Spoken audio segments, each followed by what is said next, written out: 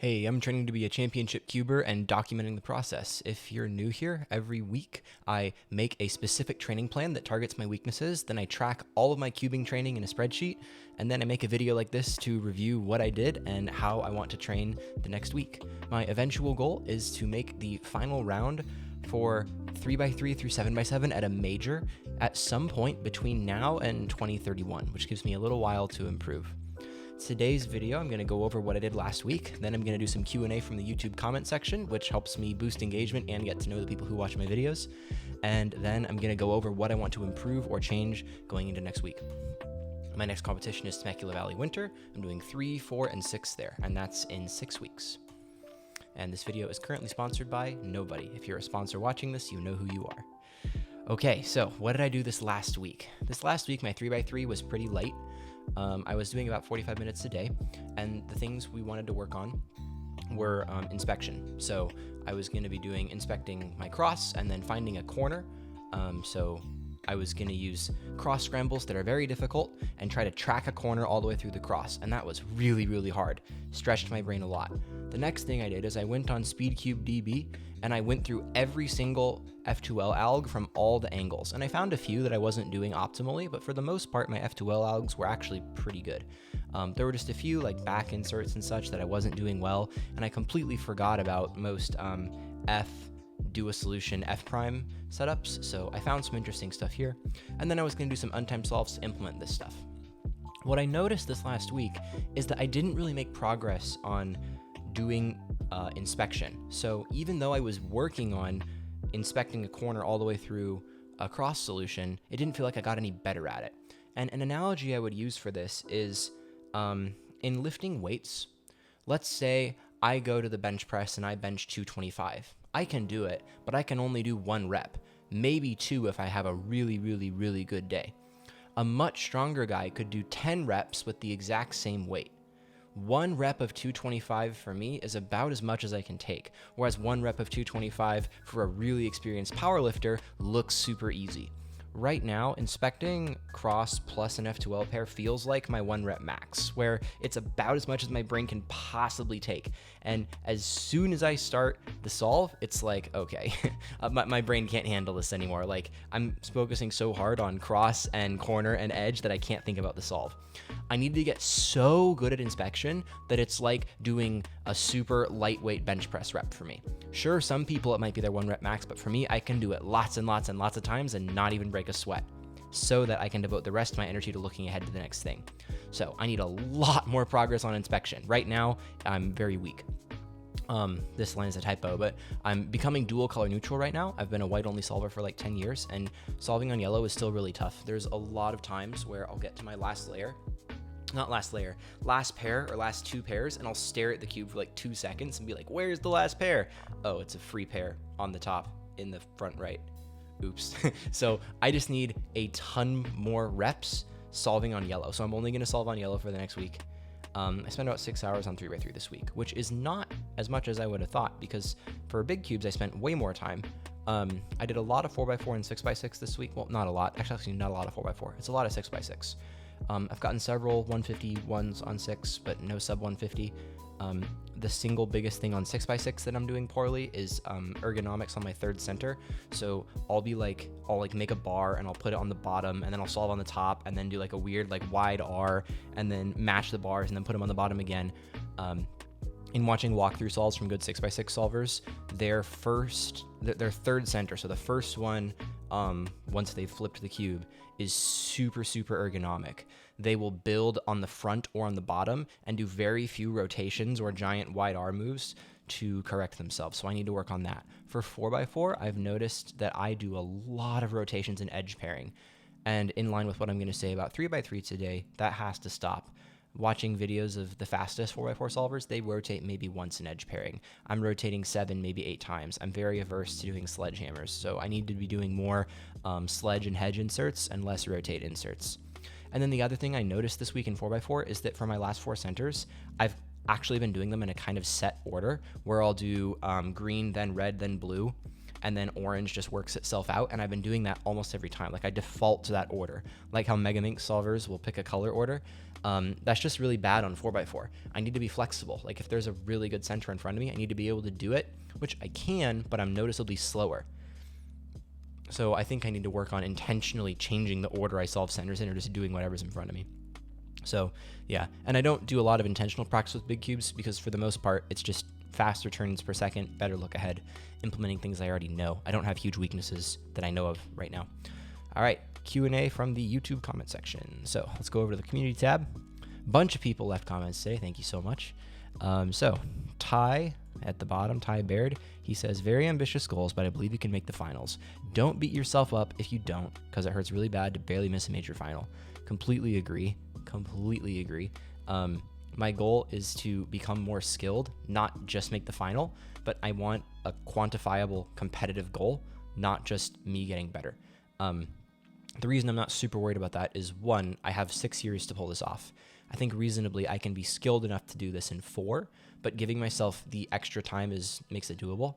The second is I'm willing to do this at nationals, North American champs, Euros, or Worlds. So I have a lot of chances across a lot of years to do it. But yeah, if you stake your entire identity on making a specific major final, it can be crushing if you miss, because, you know, stuff happens on the day of competition, and I'm familiar with that pressure. I'll make another video on mindset later, but thanks for the encouragement.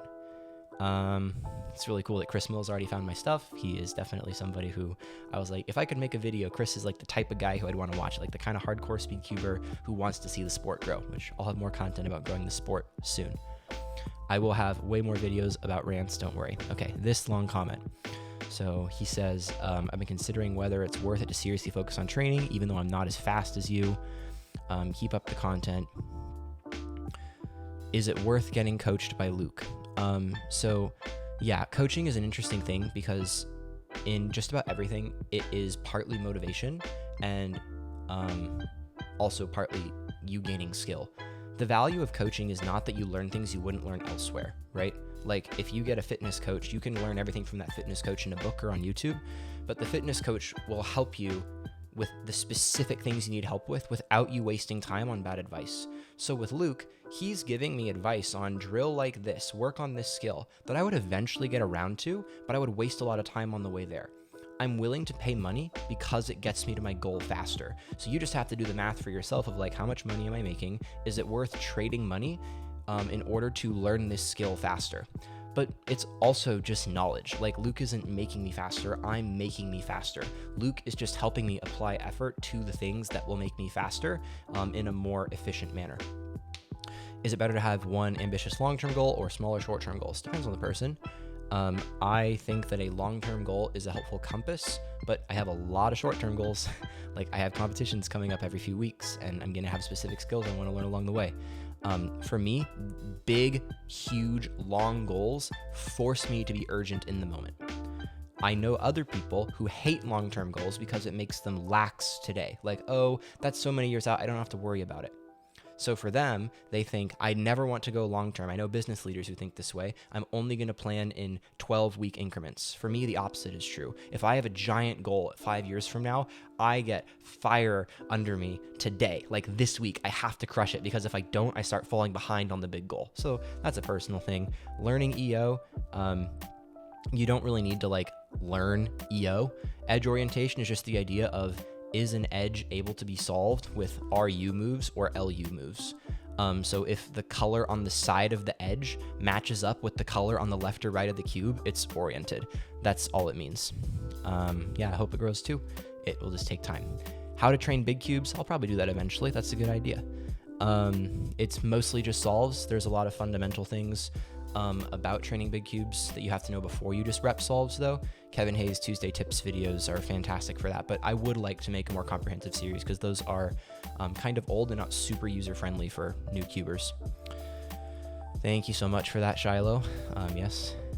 Owen, channel is pure gold. I've been annoyed for not improving. I will definitely keep up the content. Thank you so much for the encouragement. Okay, if you have any questions or thoughts, please leave them in the comments. I read and respond to every single one of them myself. Okay, so back to work. Now we're going to be looking at next week. And the theme for next week is do more work. This is true across my life, in my business, in my personal life, as well as in cubing. Just do more work. I've spent too much time on things that are not the hard work. So I just got off a coaching call with Luke Greiser about 40 minutes ago now.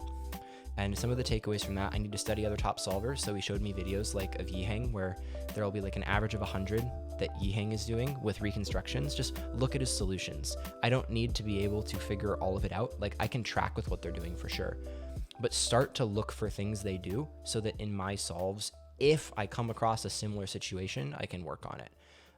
I don't expect it to be revolutionary, but I'll probably pick up a thing here or there that's valuable. He watched me do some solves, and long term, he said I need to have a lot faster turning, which I'd never had somebody directly tell me your TPS needs work until now, but he's right. If I want to make a major final, my TPS has to get way more. And so something I'm going to do is I'm going to switch to faster hardware. So I got a Weilong V11 that has the maglev in it and the 20 ball core. And when I first picked it up, I was like, wow, this thing is super crazy fast. But apparently that's how Yiheng has his cubes. It's super fast, super loose. I've always used kind of more smooth, controllable cubes, but I'm going to experiment with really fast hardware and see if that helps me improve my turning. In the short term, there were 3 things we identified for me to work on that were easy to implement. The first one is rotations. He pointed out that I do use 3 to 4 rotations to solve, and watching Yiheng and Timon and Shanye, however you say it, they use 1, maybe 2. And I was like, dang, if I'm going to compete at that level, I need to learn those solutions. And so in order to do that, smart solutions matter, but the biggest thing is finger tricks. So there are finger tricks, which I'll put on screen here, that require you to do pinch moves in order to do F or wide F moves. And that opens up tons of algorithms and back inserts and side inserts for bad F2L cases that right now I avoid because rotating and going into a 2-gen solution is just better. So I definitely need to work on that. And the last thing is look ahead, but look ahead in terms of knowing where pieces go, not tracking them. So right now, look ahead to me is tracking pieces. It's watching my next pair as I solve one. The goal is to get to the point where I can look at a pair, close my eyes, do some turns, and know exactly where it ended up without having to track it, just knowing how pieces will get affected. That is a different type of skill than I currently have. So those things, and then I just need to do a lot more work. He kind of agreed with me on that. So for 3x3 this week, generally I got to work on implementing pinch F moves. I'm going to find a bunch of my algorithms where I'm going to change execution to force that. I'm switching to a really fast cube, and I'm just going to learn to turn on that. Keep using only yellow. I have to get over the hump of recognizing yellow. Right now, I'm noticeably slower, and so just doing a ton of solves on only yellow this week should get me over it. I'm predicting it'll take me about 3 weeks at this level of volume to get comfortable with it, but it's coming. For the last 3 weeks, I've gradually gotten more comfortable with yellow. I just need to do way more. And my mindset about doing way more is in a lot of areas of life, there are levels of improvement. If you do nothing, you gradually get worse. If you do some, you maintain your skill. And if you do a ton, you start to improve. You have to do enough work to get out of the maintenance middle ground and into actual improvement. And the amount of work I've been doing so far is kind of the top end of that middle maintenance tier. I need to do so much work that I actually break into the I'm growing quickly tier of improvement. And I think that'll be true for inspection, that'll be true for color neutrality and everything. So my routine for this week, I'm going to do 10 PLL time attacks, which is doing all PLLs in a row and timing how long it takes me. Then I'm going to do 100 last slot, last layer solves. So get a scramble NCS timer that doesn't have one F2L pair solved, as well as the top, and just do 100 of those right in a row. Then I'm going to do 2-look F2L, which means scramble the cube, solve the cross, inspect until I can see my first two F2L pairs, as well as what my third pair will probably be, close my eyes and solve the first 2, and open my eyes and see if my third pair prediction was roughly right. Oh, this edge doesn't move, so I should probably go with that pair. Then inspect my last 2, close my eyes, and solve them both. That will help me work toward prediction-based inspection look ahead instead of tracking-based look ahead. Then I'm going to do PLL recognition. So that is, what was it called again? Bestsiteever.net. Yeah, this guy, bestsiteever.net. They have this PLL recognition trainer on here, where you get a case and you have to just from two sides know, oh, that's a J perm, or oh, that's an R perm, and just do that going straight down. And there's a lot of these that I'm not good at seeing from two sides. I think I'm going to be a lifetime OLL PLL solver, no ZBLL, so I have to get my PLL recognitions dialed in. So working on that. And then every day, 150 solves. And one of my questions for him when he told me that, well, first I asked him, how many solves should I do a day? Because I want a number. And the second thing is, okay, how do I inspect? Because right now I can't inspect cross plus one.